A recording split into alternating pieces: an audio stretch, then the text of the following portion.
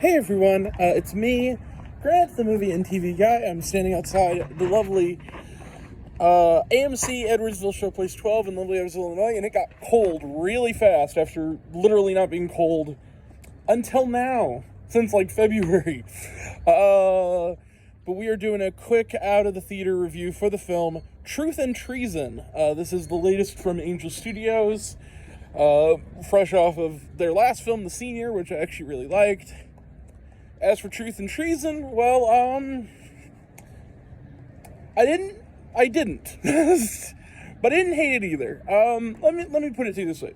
This movie is similar to something like Soul on Fire. This movie is the definition of, it was okay. It was perfectly okay, mostly well acted. It had some punch, especially in its last, moments. It's a made-for-TV movie on the big screen. That's the way it is. This movie has a worthy story to tell. It's a meaningful story. The telling of it is really bland, really safe, really dull. And here's the bigger thing of all. We go on to find out at the end, they always have at these Angel movies a special message during the credits from a filmmaker or somebody involved in the production, where it's revealed that this isn't even the full-length version of what this movie was. So essentially, we're watching a condensed version of something that is now on angelstudios.com. You literally can watch this, the full-length, long version of this, for free if you have an Angel account. It's a mini-series. They literally took a 4-hour mini-series and condensed it into 2 hours. And you can tell. It's very... And who knows, maybe I'll watch the mini-series. Maybe the context that was missing here will make the overall project better by watching it longer. But in the context of this film, as a film, it's suffering and it's historical context without character. There's no real, even in something that is a movie about the Holocaust and about a real person, you have to have... The movie has to movie. You have to have somebody, and the only way to really do that is witnessing suffering in that context will only get you so far. You actually have to have a character and a focus for that story. I'll give you a good example.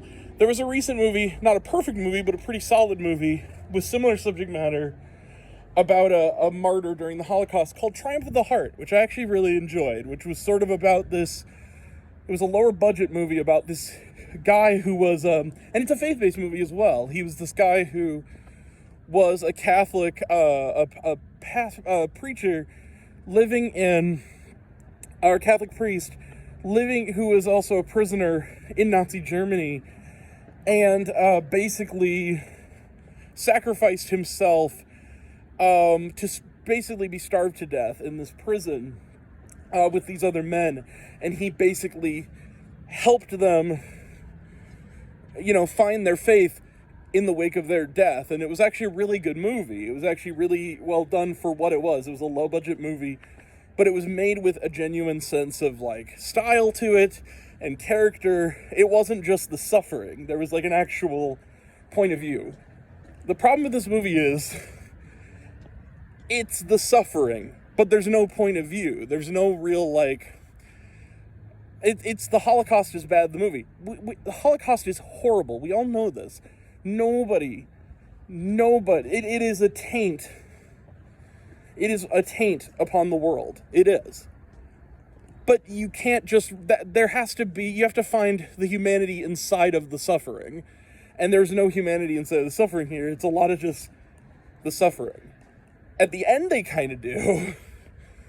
But the other thing is that it's also artless as filmmaking, because this is a TV program.